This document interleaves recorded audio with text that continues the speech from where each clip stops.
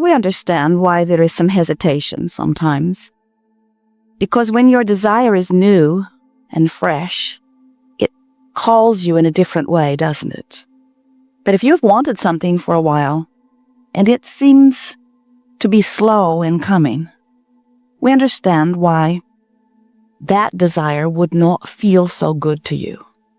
A desire that is believed or expected feels so life-giving, while a desire that feels like it is not coming, or like it has not come, or like maybe it may never come, those desires are not as pleasant. And the trouble with that distinction is that you can't have some desires that are answerable and some that aren't. In other words, you can't say some desires are appropriate and therefore will be granted, and other desires are inappropriate and therefore will not be granted. In other words, you can't have it both ways. When you ask, it is either given or it isn't. When you ask, the answer comes forth or it doesn't. But what we want you to understand is that everything that you ask for is always answered. When you ask, it is always given, every single time, no exceptions. So, if you have desires that feel as if they are unanswered, it is not because they're not being answered. It is because there is something happening in your vibration that isn't letting them in. And that feeling of freshness or exhilaration that is present with some desires, and that feeling of discouragement or disappointment or worry or even fear that is present with other desires, those emotions that you feel are the telling distinction that you want to be focused about. In other words, every desire is answered, but if it feels fresh and exhilarating to you, you're letting it be answered sooner. If it feels like discouragement, or if it feels like fear, or if it feels like frustration even, then there is something going on in your thinking process that is hindering your reception of what you're asking for. We like to help you to feel the power that you hold in the receiving or the not receiving of your own wishes or desires.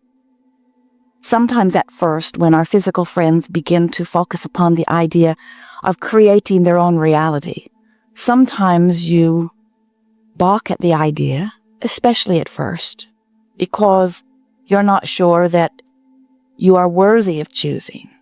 Sometimes you balk at the idea of being the creator of your own reality because you are not sure that you are wise enough or worthy enough.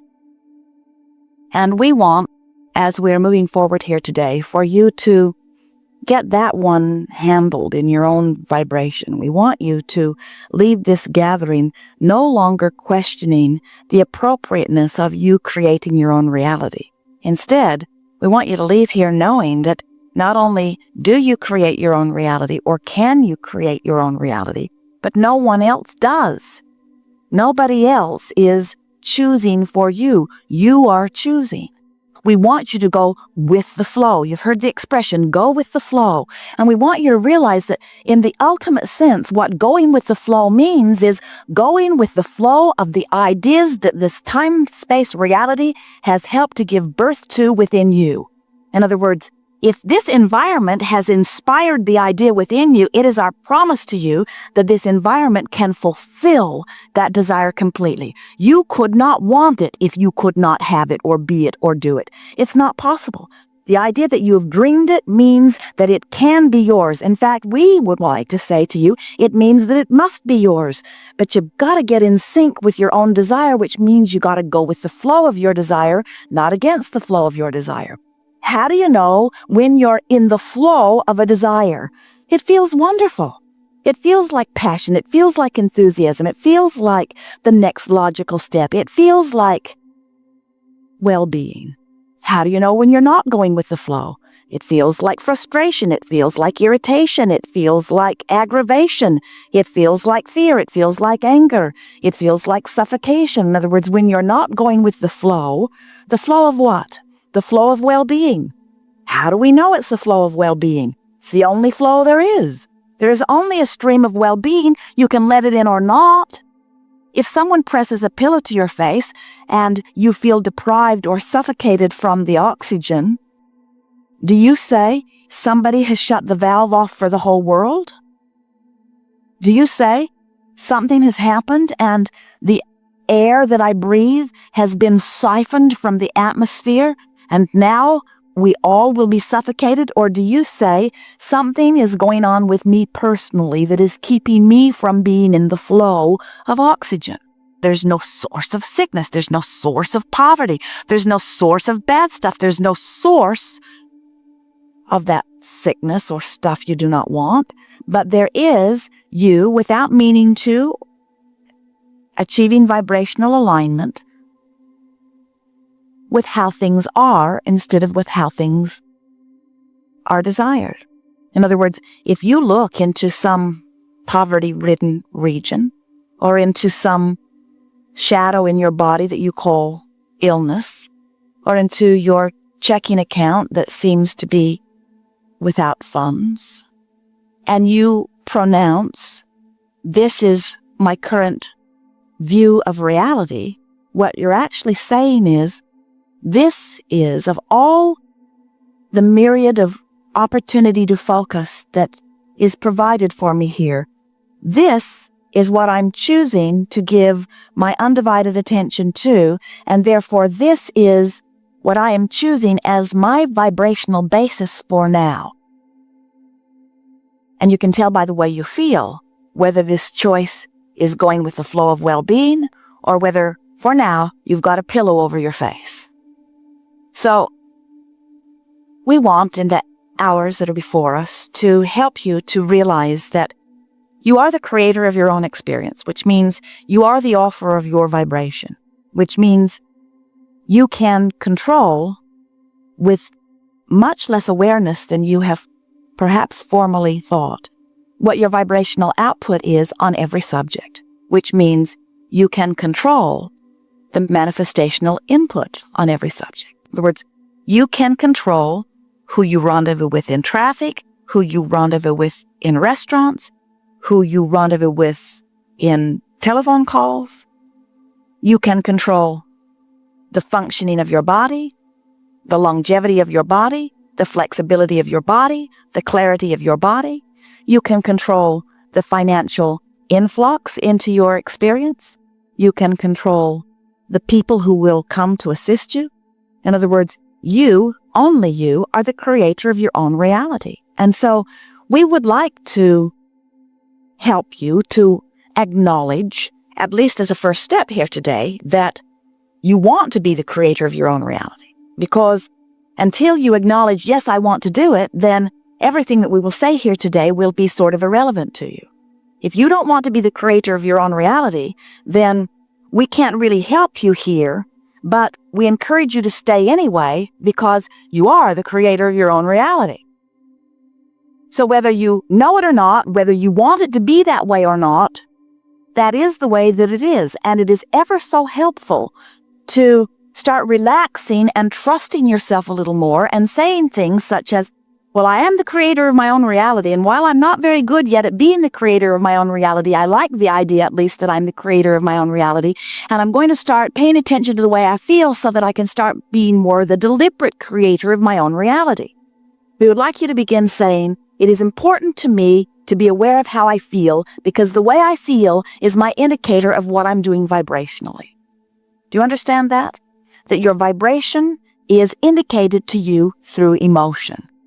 Everything around all of us, whether you are physically focused as you are or whether you are non-physically focused as we are, and really there's very little difference between the two, you are full of those like us.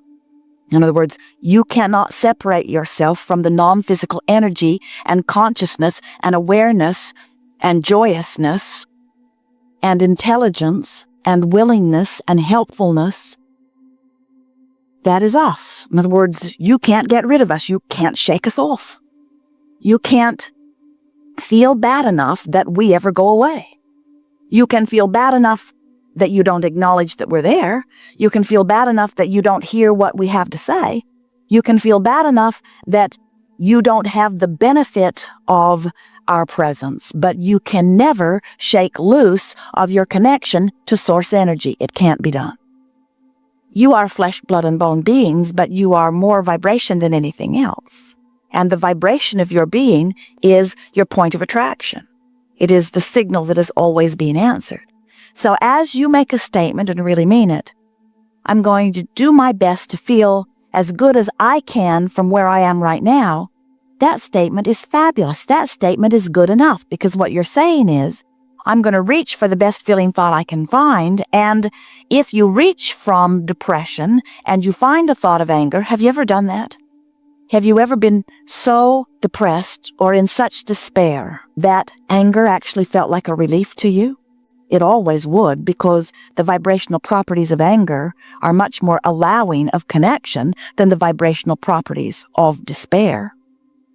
You know why that is? Because all of these emotions, no matter what you call them, all the way from despair to passion or joy, they're all about your sense of freedom and well-being. In other words, up here in the joy range, you feel self-empowered. There is empowerment there. Down there in the despair range, you feel powerless. Don't you find that interesting, that your emotional guidance system is based upon who you really are? That you are these powerful, clear-minded, free beings. You are so free that you can choose bondage. You are free to choose, free to focus, free to offer vibrations, free to attract. Sometimes people will see you as you've moved naturally into anger, and they will say to you, your anger is inappropriate. And we would like you to say to them, maybe so, but I'm happy here. This is my happy zone. I cannot reach the bliss that you have reached right now. This is as good as it gets for me, and it feels so much better than where I've been that I'm going to stay here for a while. So if it's unpleasant to you, I suggest you stay clear of me for a while. Do not worry, say to them, I don't plan on staying here very long, because I have this new mantra that says, I'm going to continue to reach for the best feeling thought I can find, the best feeling thought I can find, the best feeling thought I can find.